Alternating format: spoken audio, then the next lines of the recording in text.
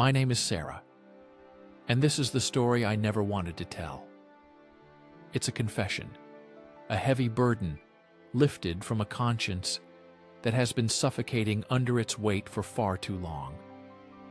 This isn't a tale of innocence or unjust suffering. It's a raw, unvarnished account of my own profound mistakes, a betrayal that shattered a beautiful life, and the agonizing process of learning to live with the devastating consequences of my own actions. I stand before you, metaphorically speaking, stripped bare of all pride and defense, ready to lay out the truth of how I broke the heart of the man I loved, and in doing so, irrevocably broke a piece of my own soul. It all began, as most stories do, with a beginning.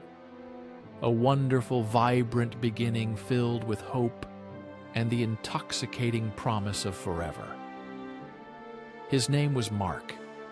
He entered my life like a burst of sunshine after a long winter, filling every corner with warmth and laughter. We met in college, two awkward souls finding solace and excitement in each other's presence. Our love story was the kind people wrote songs about, the kind that made friends and family sigh with envy and admiration. We were inseparable, a unit, a perfect, interlocking puzzle of personalities. We built a life together, brick by painstaking brick. Our apartment, filled with books and plants and mismatched furniture we lovingly collected, felt like a sanctuary. We talked for hours about our dreams, our fears, our plans for the future. A future that always, unequivocally included each other. Marriage, children, a little house with a garden. These weren't just abstract ideas. They were vivid, tangible realities we meticulously crafted in our imaginations, painting a picture of a shared eternity. For years, that picture held firm. We navigated life's inevitable challenges with a strength born of deep affection and unwavering trust. Mark was my anchor, my confidant, the steady hand I could always reach for.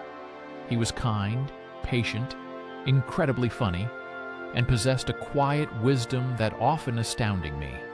I loved him with a fierce, unwavering intensity that I truly believed would last until my dying breath. And then subtly, almost imperceptibly at first, the cracks began to appear. They weren't dramatic fissures, no sudden earthquake of resentment or anger. Instead, they were hairline fractures, barely visible to the naked eye, slowly creeping across the once perfect facade of our relationship. Life, as it tends to do, settled into a comfortable, perhaps too comfortable rhythm. The exhilarating newness of our early days gave way to routine. Our conversations, once sprawling explorations of philosophy and passion, gradually narrowed to discussions about utility bills, grocery lists, and work schedules. The spontaneous adventures dwindled, replaced by predictable weekend habits. We were still physically present, sharing the same space, eating meals across the same table, but I started to feel a quiet distance growing between us, an emotional chasm that widened with each passing day. I felt unseen, unheard, like a character in a play performing a role I'd long outgrown, yet unable to step off the stage. This wasn't Mark's fault, not entirely. I was equally complicit in allowing the spark to dim. I retreated into my own thoughts, nursing a growing sense of discontent that I felt too ashamed to voice. How could I complain when I had such a good, kind, loving partner? My restlessness felt selfish, a betrayal of the beautiful life we had built. It was in this fertile ground of unaddressed dissatisfaction and silent yearning that he appeared. His name was Liam. He was new at my office, charismatic, effortlessly charming, with a quick wit and eyes that seemed to truly see me. He made an effort, Not in a grand theatrical way, but in subtle gestures. Subtle. He'd remember a detail I'd mentioned casually days before. He'd laugh genuinely at my jokes. He'd offer a thoughtful insight into a problem I was wrestling with. The attention was a potent elixir, a dangerous balm to the quiet ache in my heart. It started innocently enough, or so I convinced myself. Coffee breaks stretched into extended chats. Work discussions morphed into personal confessions.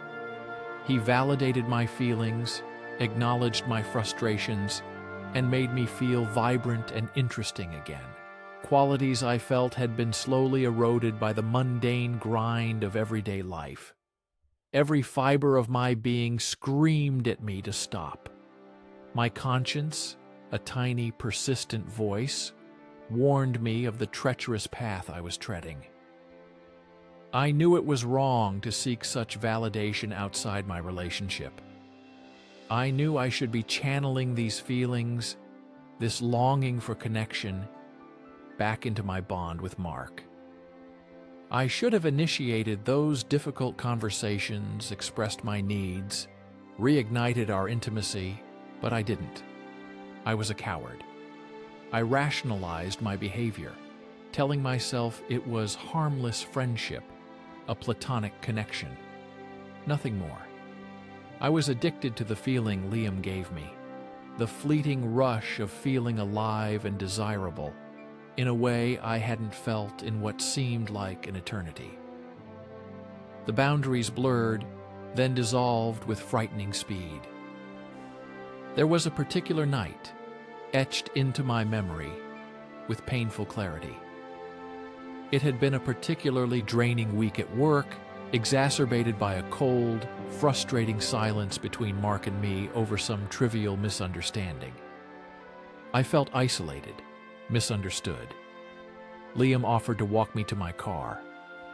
The evening air was crisp, charged with an unspoken tension that hummed between us. We talked about everything and nothing, his voice a low, comforting murmur in the twilight. When we reached my car, he didn't immediately leave. He turned, his gaze intense, searching mine. The moment stretched, electric and fraught. He leaned in, and I, in my moment of profound weakness and selfish desire, did not pull away.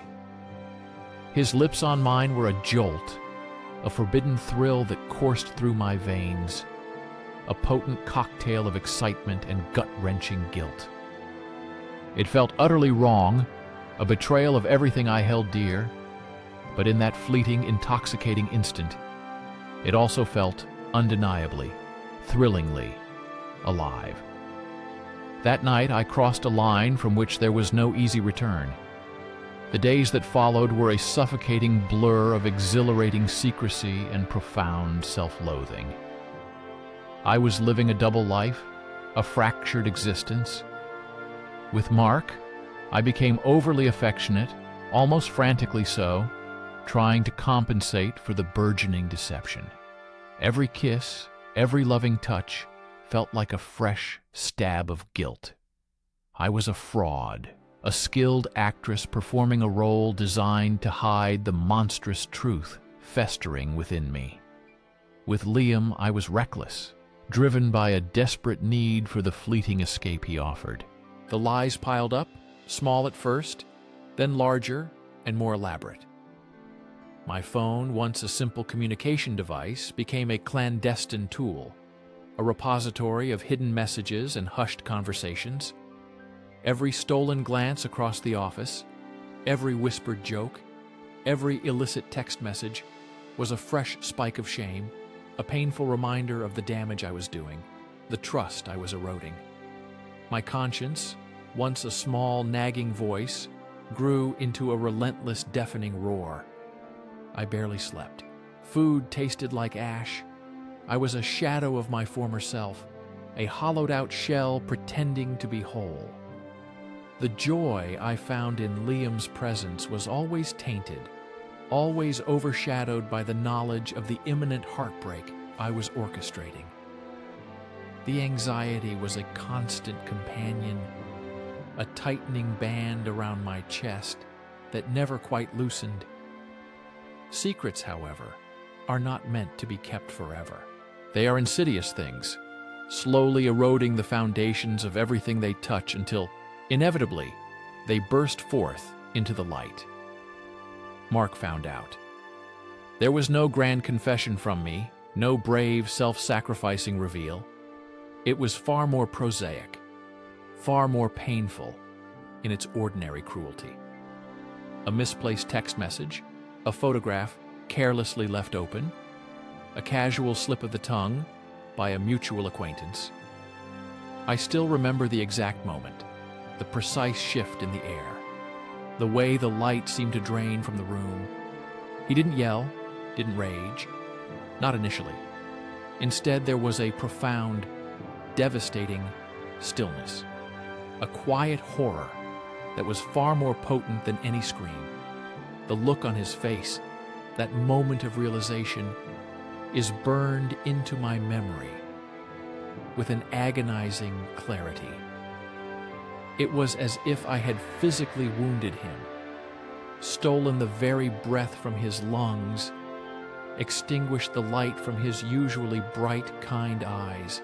His world, our world, shattered into a million irreparable pieces in that instant, and I was the architect of its destruction. His voice, when it finally came, was a barely audible whisper, thick with disbelief and gut-wrenching pain. "Why, Sarah?" he managed to articulate, his voice broken, raw. "Why would you do this?" There were no answers I could offer that would ever truly suffice, no explanation that wouldn't sound like a pathetic excuse. The aftermath was a desolate, barren landscape. Our beautiful apartment, once a haven of shared dreams and laughter, became a tomb of unspoken words and searing pain. The air was thick with tension, with the ghost of a love lost. He moved out, taking with him not just his belongings, but the very essence of what made our home. We tried counseling, a desperate, futile attempt to salvage something, anything, from the wreckage, but the trust was gone, irrevocably broken, like a shattered mirror that could never truly be pieced back together without the cracks remaining forever visible. I confessed everything, the quiet loneliness, the feeling of being unseen, the selfish pursuit of fleeting excitement, the profound weakness that led me down such a destructive path. But explanations, however heartfelt, sounded like hollow justifications for an utterly unjustifiable act. I watched our shared dreams, our meticulously crafted future, evaporate before my eyes, turning into nothing but ash and bitter regret. The pain I inflicted on him was a mirror, reflecting my own burgeoning self-loathing, a torment I felt I deserved 1,000 times over. Months bled into a year. The silence from Mark was deafening, a constant reminder of my failures. I lost him, lost our life, and in many fundamental ways, I lost a significant part of myself. Liam, the temporary distraction, the fleeting thrill, faded away, proving to be as superficial and transient as the escape he offered. He was a catalyst, not a solution, and he left no lasting presence in my life, only a stark reminder of my folly. I was left alone with the wreckage, with the stark, unforgiving reality of my choices. This painful journey, this descent into self-inflicted chaos, taught me lessons that are now etched into the very fabric of my being. I learned that true intimacy isn't about constant excitement or grand gestures. It's about quiet commitment, mutual respect, and the courageous vulnerability to voice discomfort and dissatisfaction, rather than acting upon them in secret. I learned that dissatisfaction, when unaddressed, can become a corrosive force, slowly eating away at the foundations of a relationship until nothing remains. I learned the immense destructive power of betrayal, its ability to obliterate trust, shatter spirits, and leave behind an irreversible landscape of devastation. It's a lesson carved into my soul, a scar that will never truly fade, a permanent mark of the irreversible damage I caused. I hope one day perhaps I can find a way to truly forgive myself, to reconcile with the person I became during that dark period. But more importantly, my deepest, most fervent hope is that Mark, the man whose heart I so carelessly broke, finds true peace, a happiness and serenity that I selfishly stole from him. This story is not an attempt to garner sympathy or to deflect blame. It is a raw, honest confession, a warning to others, and a plea for understanding, not for my unforgivable actions, but for the complex, fragile nature of human connection and the perilous ease with which it can be destroyed. The weight of regret is a heavy burden, a constant, nagging presence, an unrelenting reminder of the trust I squandered and the profound love I broke. My life is forever marked by that period, a testament to how easily a single moment of weakness, fueled by unaddressed discontent, can dismantle a lifetime of shared happiness and leave behind nothing but the echoes of what once was. I carry this story, this truth, within me every single day. It is a part of who I am now, a humbling, painful testament to the consequences of choosing the easy, selfish path instead of the difficult, honest one. And I will continue to carry it, perhaps forever, in the silent hope that by sharing this difficult truth, some small measure of understanding or even prevention can emerge from my profound regret.